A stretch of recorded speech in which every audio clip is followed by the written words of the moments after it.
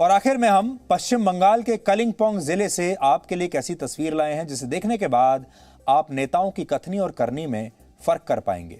हम जो तस्वीर आपको दिखा रहे हैं उसे देखने के बाद आपको शायद गुस्सा भी आएगा। ये कलिंगपोंग स्थित रविंद्रनाथ टैगोर के घर की तस्वीर है जिसे राजनीति की बेरुखी ने खंडर बना दिया है। कलिंगपोंग जिले में गौरीपुर हाउस है और इसी गौरीपुर हाउस में वर्ष 1938 से 1940 तक गुरुदेव रविंद्रनाथ टैगोर रहा करते थे। यहीं से उन्होंने अपनी प्रसिद्ध रचना जन्मदिन लिखी थी। गौरीपुर हाउस देखने में बहुत बड़ा है, विशाल है, लेकिन अब इसकी दीवारें दरकने लगी हैं। सारे दरवाजे और खिड़कियां टूट चुके हैं। बारिश के दिनों में इसकी छत से पानी टपकता है। पश्चिम बंगाल में रविंद्रनाथ टैगोर के नाम पर हर पार्टी वोट मांग रही है। रविंद्रनाथ टैगोर को पश्चिम बंगाल का धरोहर माना जाता है। ममता बनर्जी ने वादा किया था इस घर में गुरुदेव रविंद्रनाथ टैगोर का म्यूजियम बनाया जाएगा, लेकिन ममता बनर्जी खुद इस वादे को भूल चुकी हैं। पश्चिम बंगाल में रविंद्रनाथ टैगोर के नाम पर वोट मांगने वाले दलों का असली चेहरा इस एक तस्वीर से आपको पता चल जाएगा। 2017 में ममता बनर्जी ने जल्दबाजी में कलिंगपोंग को एक अलग जिला घोषित कर दिया था। इससे पहले यह दार्जिलिंग जिले की सिर्फ एक विधानसभा सीट हुआ करती थी, लेकिन इस सीट से कभी भी तृणमूल पार्टी का कोई उम्मीदवार जीता नहीं। कलिंगपोंग में 5वें चरण में यानी 17 अप्रैल को चुनाव है। टैगोर के नाम पर वोट मांगने वाली ममता बनर्जी को गुरुदेव रविंद्रनाथ टैगोर की कितनी फिक्र है, ये जानने के लिए जब जी न्यूज की टीम कलिंगपोंग के गौरीपुर हाउस पहुंची तो हम दंग रह गए। पूरा एक दिन वहां गुजारने के बाद हमने ये रिपोर्ट तैयार की जो बताती है कि ममता बनर्जी हो या लेफ्ट पार्टियां हो, बंगाल की हर सरकार ने टैगोर को सिर्फ एक वोट बैंक बना दिया। खुद को बंगाली अस्मिता का प्रतिनिधित्व करने वाली ये पार्टियां रविंद्रनाथ टैगोर का नाम तभी लेती हैं जब उन्हें बंगाल के लोगों का वोट लेना होता है।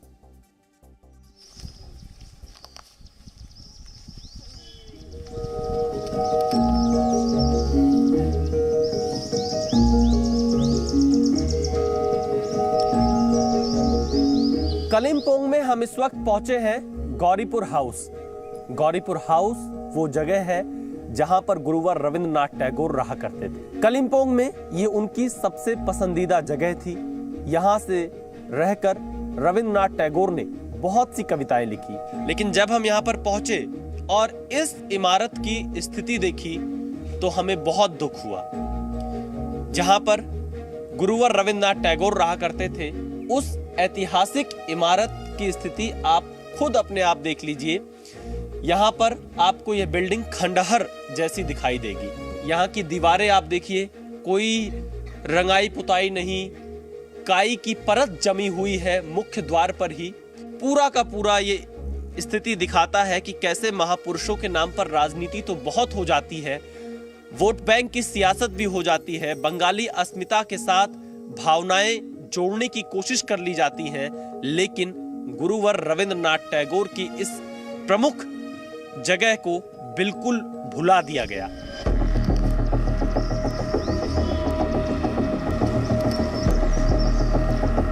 वैसे तो बंगाल की रग रग में रचते बसते हैं रविंद्रनाथ टैगोर और पॉलिटिक्स में भी। 10 साल से बंगाल की कुर्सी पर बैठी ममता बनर्जी टैगोर के नाम पर वोट तो मांग रही हैं, लेकिन इन 10 साल में उन्हें ये तस्वीरें दिखी ही नहीं। ये गौरीपुर हाउस है जिसके कोने कोने में आज भी रविंद्रनाथ टैगोर की यादें जिंदा हैं। 1938 में रविंद्रनाथ टैगोर पहली बार इस इमारत में रहने के लिए आए।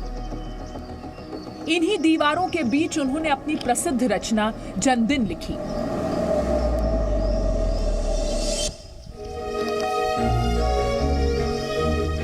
यहाँ अतीत के सुनहरे पन्ने आबाद तो हैं, लेकिन सरकार की बेरुखी से अब वो पन्ने धुंधला रहे हैं।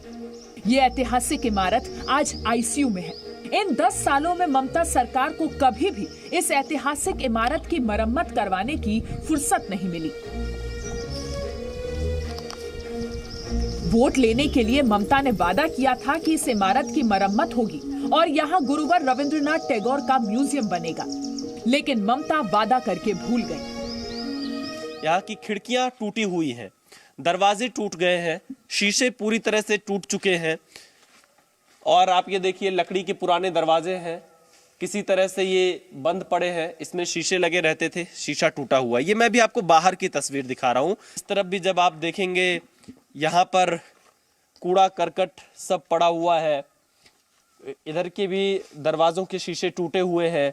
किसी तरह से कुछ पर्दा वर्दा लगाकर जो केयर टेकर हैं वो लोग यहाँ पर रक्षा करते हैं इस ऐतिहासिक धरोहर की।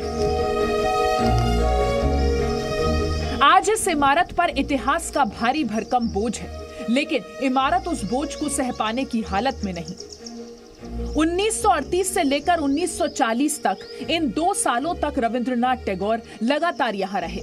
उसके बाद हर साल गर्मियों के मौसम में रविंद्रनाथ टैगोर इसी इमारत में आकर रहते थे। यहाँ रहते हुए गुरुदेव ने जन्मदिन कविता की रचना की। अपने जीवन काल के अंतिम दिनों में जब रविंद्रनाथ टैगोर बीमार पड़े तो इसी इमारत में आकर रहने लगे। इस कैंपस में गुरुदेव ने 2 पेड़ लगाए जो आज भी हरे भरे हैं। संजीता शर्मा यहाँ की केयरटेकर हैं। वो खुद के दम पर इतनी बड़ी इमारत में साफ सफाई रखती हैं और गुरुदेव के कमरे की देखभाल करती हैं। उन्हें सरकार से 1 रुपए की मदद नहीं मिलती। उनसे पहले उनकी मां के पास ये जिम्मेदारी थी। संजीता के परिवार की 3 पीढ़ियां इस इमारत की देखभाल करती आई हैं। उनकी छोटी सी बेटी भी अब इस काम में हाथ बटा रही है। यहाँ पर कुछ लोग रहते हैं आज भी जो कम से कम देखभाल करते हैं। नमस्कार दीदी। नमस्कार। क्या नाम है आपका? मेरा नाम है संजीता शर्मा। संजीता शर्मा जी। कब से आप इस घर की देखभाल कर रहे हैं? हम लोग तो जेनरेशन से, मेरा ग्रैंडफादर मदर से आगे से हम लोग देख रहे थे यहाँ पे, और अभी तक भी देख रही हूँ। हाँ। मेरा सोर्स ऑफ इनकम नहीं है तो दिन में नहीं होती हूँ। जब होती हूँ तो जो टूरिस्ट लोग आते हैं सबको दिखा देती हूँ। तो सब देखकर इसमें कितना अच्छा, क्यों ये गवर्नमेंट ने नहीं किया, क्यों किस लिए हम लोग को पूछते हैं, तो मैंने बोल देती हूँ तो इसको ले लिया है, लेकिन कब बनेगा पता नहीं। तो बनेगा तो बोल रहा है म्यूजियम बनेगा बोल रखा है, यही बता देती हूँ ना मैं। इतनी लापरवाही आखिरकार सरकार की तरफ से इतने बड़े शख्सियत के लिए की गई? यही तो हम लोग भी तो सोचते हैं जितना जल्दी हो सके तो हम लोग को भी तो बच्चा लोग का भविष्य यहाँ पर ही बनाना पड़ेगा। मेरी मम्मी 7 साल के टाइम में शादी होकर इधर में आकर बहुत इसके लिए देखभाल कर दुख उठाई थी, लेकिन अभी नहीं है तो गुजर गई, तो मैं देखभाल कर रही हूँ। बहुत लंबा समय हो गया। कितनी सरकार पश्चिम बंगाल में बदल गई होगी। लेफ्ट का शासन, ममता दीदी का शासन, तो अब तक क्यों नहीं याद आई इस घर की, गौरीपुर हाउस की? यही तो हम लोग को भी ऐसे लगता है, इतना साल हो गया तो अभी तो कुछ नहीं हो सका। कोई मदद देती है सरकार इसके लिए आप लोगों को, साफ सफाई के लिए? नहीं, कुछ नहीं। मैं जब मैं काम में जाती हूँ उसी से मैं सब साफ सुगर आदमी को लगाती हूँ, झाड़ जंगल सब साफ करती हूँ ना यहाँ पे। 1941 में रविन्द्रनाथ टैगोर की मृत्यु हुई थी। 1941 के बाद आज कितना वक्त बीत चुका है आप अंदाजा लगाइए। लगभग 78 से 79 साल का वक्त बीत चुका है, लेकिन अब तक इस घर का सुध ना तो सरकार ने लिया, ना ही स्थानीय प्रशासन ने लिया। लेकिन रविन्द्रनाथ टैगोर पर बस सियासत होनी है, क्योंकि उन्हें बंगाली अस्मिता से जोड़कर बंगाल के लोगों का वोट बैंक तमाम लोगों को लेना है। लेकिन इनकी याद, इस घर की याद गौरीपुर हाउस की नेताओं को नहीं आती है। आगे लेकर चलते हैं आपको इस घर के अंदर, जहां पर गुरुवर रविन्द्रनाथ टैगोर ने जन्मदिन लिखा था। गौरीपुर हाउस, रविन्द्रनाथ टैगोर इसी घर में रहते थे। काफी वक्त उन्होंने यहां पर बिताया है, लेकिन मौजूदा स्थिति देखिए, पूरा का पूरा घर वीरान पड़ा है। टूटे हुए शीशे यहां पड़े हुए हैं। इन शीशों में ये आईना है, लेकिन ये आईना नेताओं को नहीं दिखता है। दरवाजों में कुंडियां तक भी टूट गई हैं। ये एक कमरे की स्थिति हम आपको दिखा रहे हैं। सारे शीशे टूटे हुए हैं, सारी खिड़कियां टूटी हुई हैं। आगे चलते हैं आपको, ये यहाँ पर आप देखेंगे एक और कमरा है, इसकी भी हालत खराब पड़ी है, ताला बंद है, जंग लग चुका है, पूरी लकड़ियों में दीमक लग चुके हैं, खराब स्थिति में है। ये बेडरूम, रविन्द्रनाथ टैगोर इधर ही बैठते थे। यहाँ पर बेड था, अभी नहीं। हाँ, बैठता था। बेड क्या हो गया? बेड तो टूटा फूटा था, निकल दिया ना हम लोग ने, बहुत पुराना था। हाँ।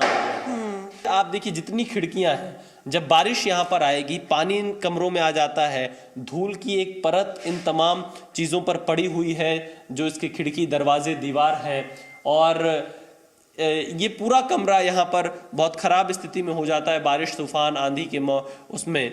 और दरवाजे तो हर जगह की कहानी एक ही जैसी आपको दिख रही है। यहाँ से इस जगह पर खड़े होकर आप देखिए, आपको भी थोड़ा सा दृश्य दिखाई देगा।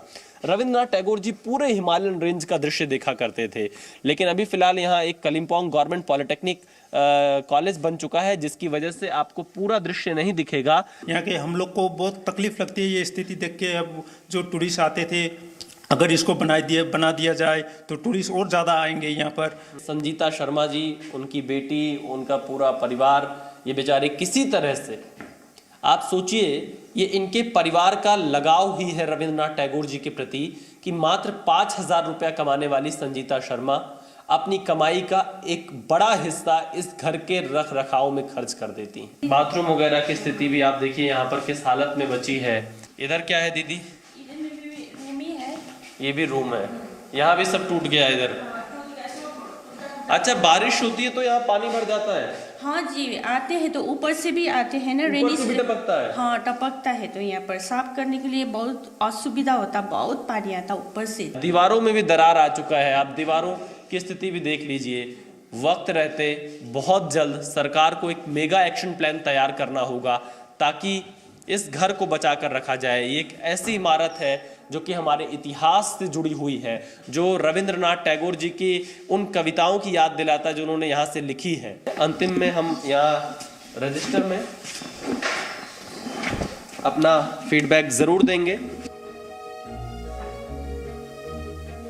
यहाँ से जाने से पहले हम बस यही कहेंगे, देश के तमाम लोग, पश्चिम बंगाल के तमाम नेता, पश्चिम बंगाल की सरकार, कलिम्पोंग का जिला प्रशासन, केंद्रीय संस्कृति मंत्रालय, हर कोई गौरीपुर हाउस की यह तस्वीर जरूर देख ले। जी न्यूज के माध्यम से शायद सरकार इस स्थान को जल्द से जल्द म्यूजियम में तब्दील करे, ताकि उनकी यादों को, रविंद्रनाथ टैगोर जी की, बचाकर रखा जा सके।